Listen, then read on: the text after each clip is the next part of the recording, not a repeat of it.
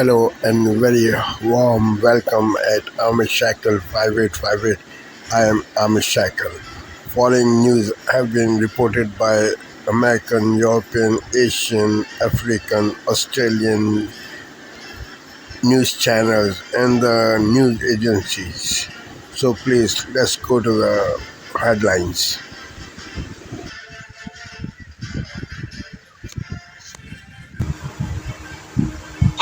Tonight, several breaking stories as we come on the air. The urgent manhunt for a suspect after two prominent lawmakers are shot in their homes, one of them killed. The big military parade in Washington and protests across the country. And Israel launches new strikes inside Iran as the next round of nuclear talks is canceled. First, what authorities call a politically motivated assassination. The shocking attacks on lawmakers in Minnesota, two shot along with their spouses. The state house's Democratic leader, Melissa Hortman, and her husband both killed. The intense manhunt now for a suspect. Police say he allegedly posed as an officer and after exchanging fire with police, got away on foot. Thousands told to shelter in place. Inside the suspect's vehicle, authorities finding a hit list of possible targets, including Governor Tim Walz, the latest from the scene. Also tonight, thousands of protesters taking to the streets in all 50 states in opposition to President Trump's policies and his immigration crackdown, and how U.S. Marines are being deployed in Los Angeles. All of this as the massive military parade gets underway in the nation's capital. 6,000 soldiers, armored vehicles, and aircraft to celebrate the U.S. Army's 250th anniversary, falling on the president's 79th birthday.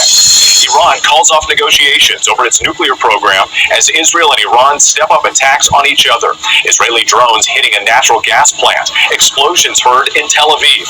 And tonight, the offer to help mediate from Russia's President Vladimir Putin. Dangerous weather across much of the country. The flood being threatened in the east, including Washington, D.C., and extreme heat warnings in the west. Our weather team tracking it all. The fire that rattled nerves on the Las Vegas Strip. Pope Leo makes his first address to a U.S. audience. His message of hope to his hometown, Chicago. And America Strong tonight, they've been keeping us safe and free for 250 years. We salute the U.S. Army. From ABC News World Headquarters in New York, this is World News Tonight. Good evening. And of course, today's parade is also a show of force to the rest of the world as the war in the Middle East is escalating. Iran just launched a fifth missile attack against Israel moments ago. The rogue nation has been bombarding Israel with missile and drone strikes since Friday. But the country continues to push back against Iran. The IDF has launched airstrikes on more than 150 targets inside Iran, including nuclear facilities and air defense sites. Now the rogue nation is threatening to target U.S. military bases in the Middle East for backing Israel in this fight. But with today's military parade, we are reminding the rest of the axis of evil that America is the world's only superpower. As of last year, there were nearly 1.5 million U.S. active military personnel, and the numbers should go up after encouraging recruitment numbers so far this year. While the U.S. also has the world's second largest nuclear arsenal. So, Griff, I want to come to you on this because I do think this sends a very strong message at a time where there's a lot of chaos around the world. Well, exactly. And let's tie a few things together because Miranda was talking about the morale is boosting, right? Those young men and women in the Army today will face our enemies, and they will be charged with defeating them and never quitting. And at a time that's so dangerous, nothing could be more important. And I think that, this display will reassure those that stand to actually face these enemies like Iran to defend Israel or elsewhere in the world. It tells them that we back you. We want to appreciate you. And, the left doesn't do a good job of appreciating our military. And this is a bad time for that because we have so many threats around the globe. And so hopefully there will be some takeaway from the parade today that not only sends a message to our enemies that don't mess with us, but also reassurance to our men and women in the Army, Navy, Air Force, Marines that will have to ultimately defend our freedoms. What freedoms are those? The freedoms that the protesters have to go stand with these signs saying no kings. They should never forget that the blood and sacrifice of those men and women that flew in these helicopters today, that rolled in these tanks, that they have that sacred privilege and right to do so. Yeah, and it's hard for me not to, Mark. Tonight, assassinated. A top state lawmaker in Minnesota and her husband murdered. Others shot. This was an act of targeted political violence. The gunman at large. Right now, a massive manhunt for this suspect. I'm Jennifer Merely in St. Paul, where people are still reeling over the tragic shootings. Also tonight, millions mobilized nationwide protesting the president's policies. I'm Allie Bauman in New York City. Protesters calling for a country with no kings are gathering in nearly 2,000 cities and towns in all 50 states. Show of force. The president, on his birthday, celebrates the army with the massive parade. I'm Willie James Inman in Washington as President Trump gets the parade he's wanted for years. Israel expands attacks against Iran. I'm Deborah Petter in the Middle East, where Iran has launched another wave of strikes against Israel. Plus, Trooping the Color, Britain celebrates the King's birthday. And later, the U.S. Army at 250. CBS's David Martin on a historic cavalry hoofing it in today's parade. The crowd loves horses. Who doesn't love horses? This is the CBS Weekend News from New York with Jerika Duncan. Murder in Minnesota. An unspeakable tragedy has unfolded. On this Saturday night, a double murder in Minnesota. An unspeakable tragedy has unfolded. Police say a state senator and the House Speaker were targeted in a planned political attack. The suspects trail of violence and a hit list of nearly 70 names. This was an active, targeted political violence. The Middle East on edge. How Israel's stress on Iran leaves U.S. diplomacy in jeopardy. But I think this is taking aim at sabotaging diplomacy. On the eve of the G7 summit, Canada hosts the UK's Prime Minister for a private dinner. The push to strengthen historic ties amid global uncertainty. And the cross-border pub rivalry adding to the excitement for Game 5 in Edmonton as the Oilers return to home ice. Global National reporting tonight. Nito Garcha. Good evening and thanks for joining us. A manhunt is underway in the state of Minnesota tonight after a series of deadly shootings targeting two state lawmakers. One Democratic politician, a former House Speaker, has already been killed along with her husband at their home. Another Democratic senator has been injured alongside his wife. Police are now looking for a 57-year-old man believed to have perpetrated what's being called a politically motivated assassination. It's all tonight on PBS News Weekend. Two lawmakers shot in Minnesota, one of them fatally, what Governor Tim Walz calls a politically motivated assassination. Then waves of deadly attacks between Israel and Iran continue as their most intense fighting in decades shows no signs of de-escalating. And on the same day President Trump celebrates the Army's 250th birthday with a parade, millions turn out nationwide to protest his administration's policies. This is not the America we know, and I think people are truly fed up and wanted to gather to say just that. In America, we do not have a king.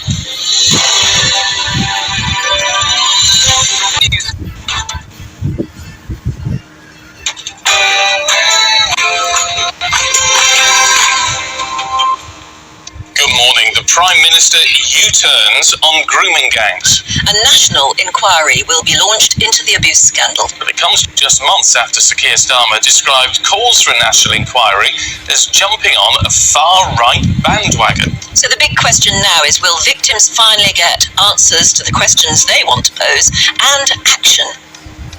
Well, there is cautious optimism from those survivors and their families this morning as the news sinks in that this government has ordered a judge-led inquiry into the grooming gang scandal. Tensions soar as RAF jets are deployed to the Middle East amid fears of an all-out war. It comes as multiple casualties have been reported in Israel in the latest wave of missile strikes from Iran. Israeli military personnel are currently involved along with civilian groups in trying to dig through the rubble of a number of strikes. At least 8 people have been killed and we're told as many as 140 injured. Building British. The government will tell companies they must prioritise workers from the UK if they want to win contracts to build roads, hospitals and power plants. These robbers, 3 tons of gold. Money like that will end up in surprising places with surprising people. Ready?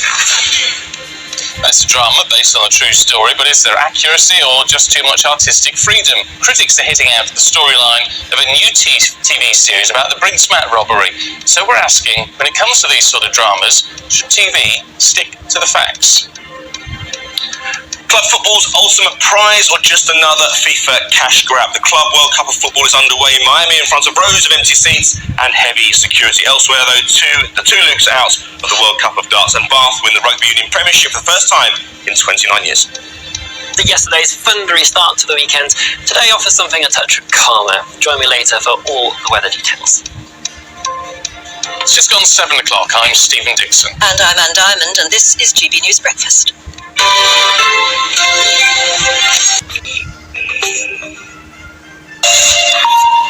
Welcome back to the France 24 newsroom here in Paris. Our headlines this hour. Israel and Iran exchange another round of attacks with multiple deaths reported in Israel. The Israelis, meanwhile, appear to expand their targets beyond the nuclear and military with reports of strikes on oil and gas infrastructure. Donald Trump celebrates his birthday with a military parade in Washington, officially marking the 250th anniversary of the U.S. Army. Elsewhere across the country, tens of thousands took to the streets in so-called No Kings protests, decrying what they call his authoritarian leadership. Those protests canceled in Minnesota after the murder of a local lawmaker. A man posing as a police officer shot and killed a Democratic state assemblywoman and her husband. He remains on the run, his act decried as a political assassination.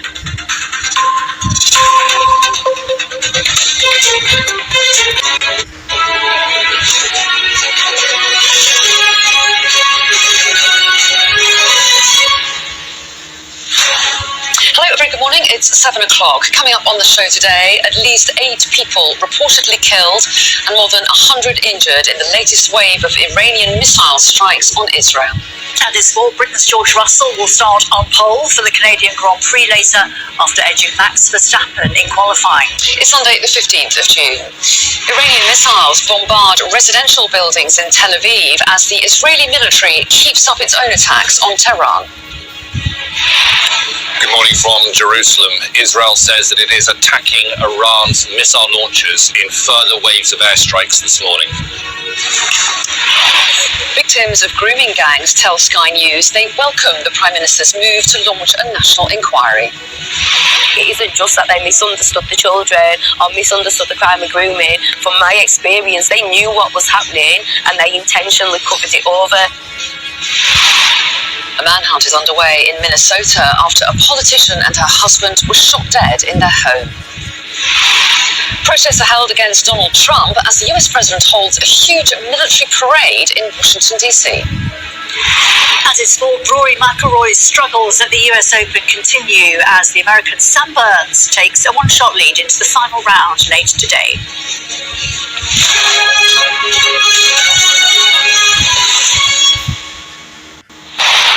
Hello, very good morning. Thanks for joining us here on The Breakfast Show.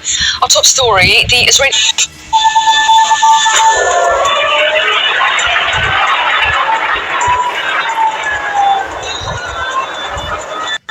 Today, Iran launches a fresh wave of missiles at Israel after a night of escalating attacks between the two countries. We urge de-escalation, we urge restraint, we urge dialogue and diplomacy.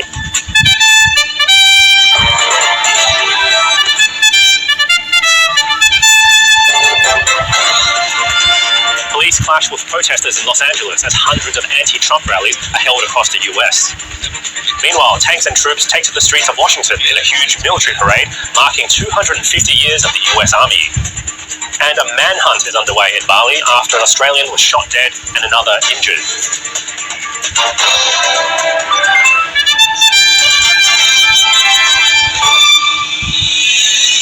Hello and welcome to ABC News. I'm David Chow. Iran has fired a... This is Asia Now.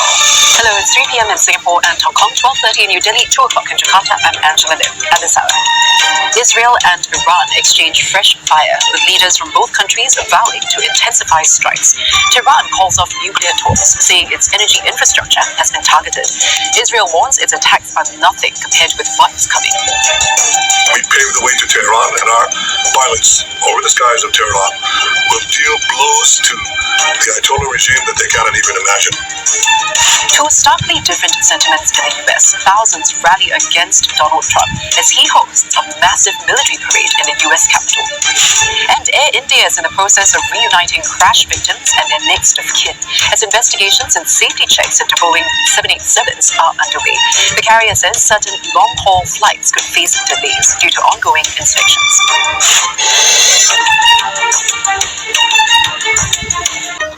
News. The news. More missiles lit up the night sky in the Middle East late on Friday. Iran retaliated after Israel attacked several sites in the country linked to its nuclear program on Friday, killing several nuclear scientists and top military leaders, but also an unknown number of civilians.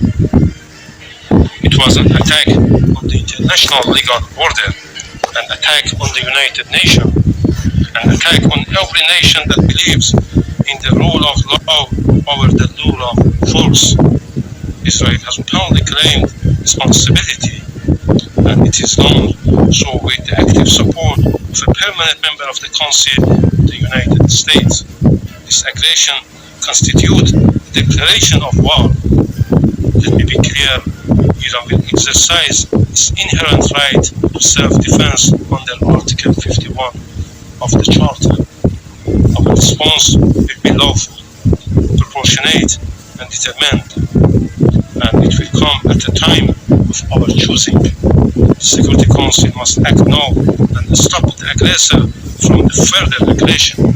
It must condemn this act of aggression. In the past 24 hours, we've taken out top military commanders, senior nuclear scientists, the Islamic regime's most significant enrichment facility, and a large portion of its ballistic missile arsenal.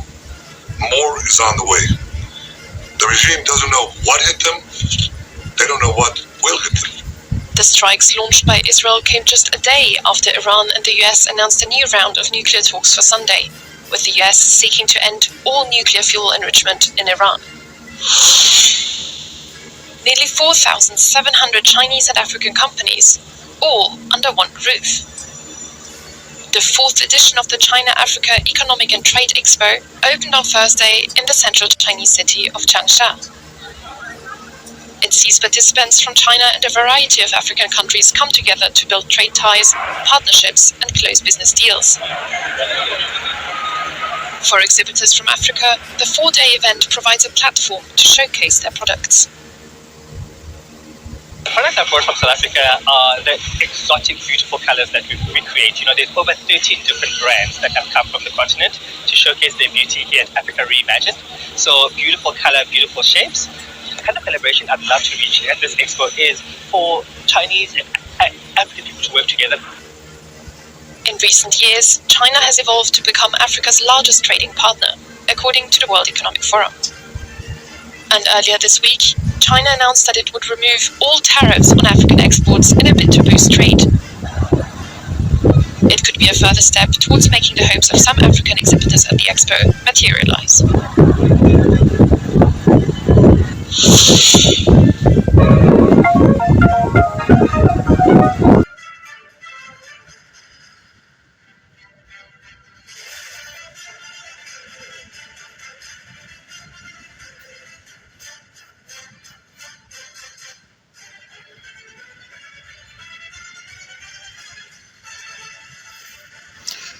Thank you very much for giving time to Amir Shackle 5858. I am Amir Shackle. Have a good life. Bye-bye.